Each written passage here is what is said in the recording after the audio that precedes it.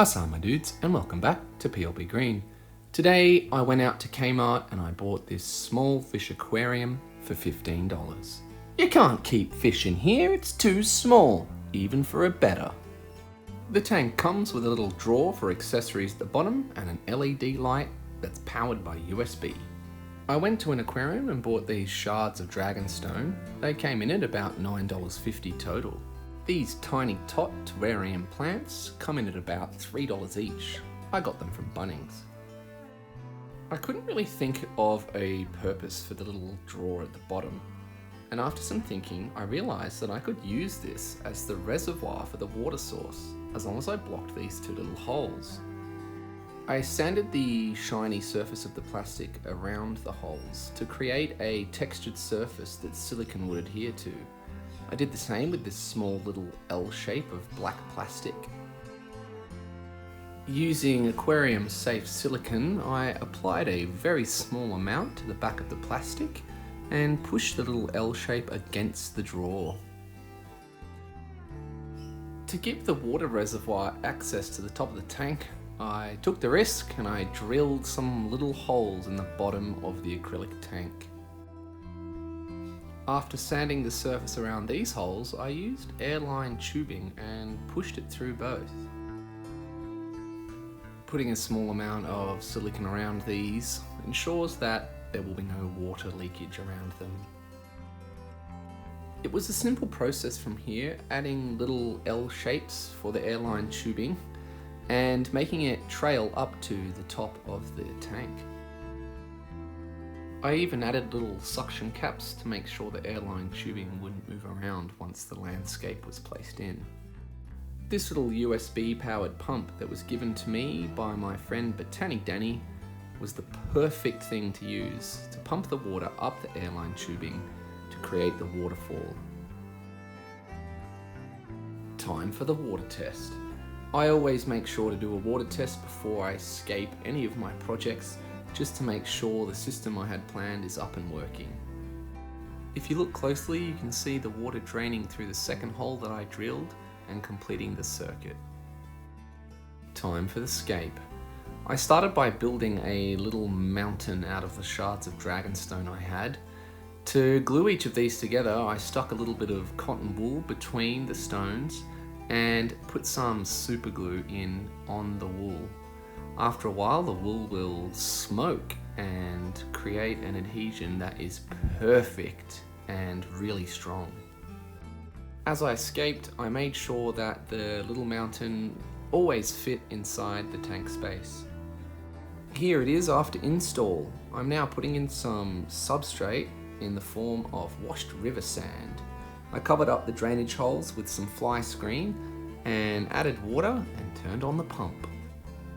Wedging the tip of the airline tubing between the rocks at the top was just enough to hold it and allow the waterfall to flow smoothly. To make sure the mountain structure didn't shift after install, I applied some silicone liberally and pushed it onto the back of the aquarium.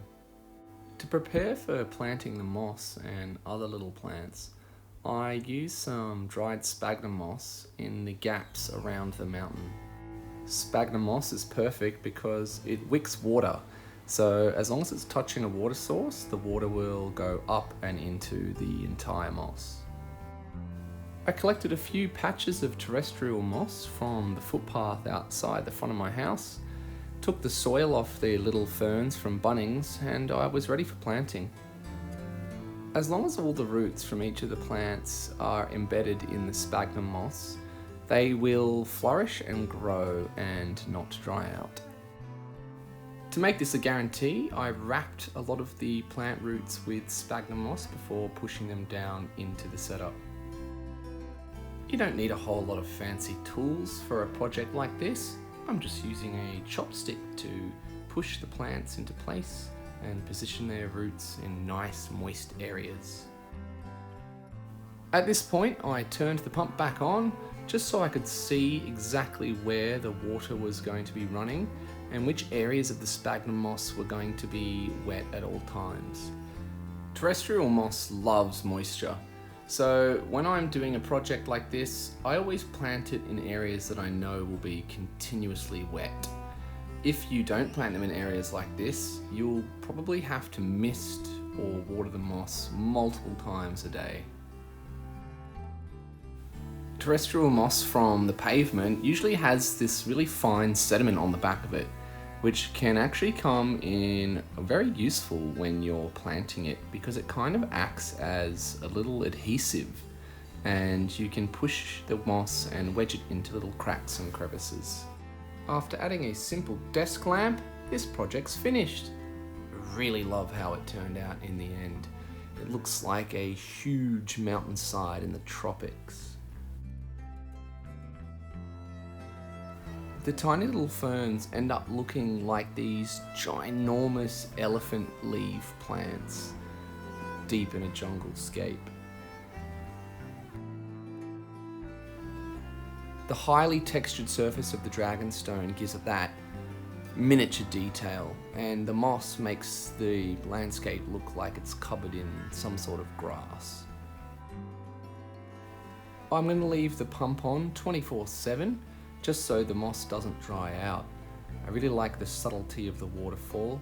Even though it's not rushing and pouring down the mountain, it's supplying the moisture to all of the plants and keeping them alive. I think my favourite part of this build is definitely the mechanism of the water and the pump with the drawer at the bottom. I love how it cycles back around and does the full circuit of the system. I really enjoyed this project, and I hope you guys enjoyed the journey with me. Please remember to like and subscribe, and I'll see you next time on PLB Green.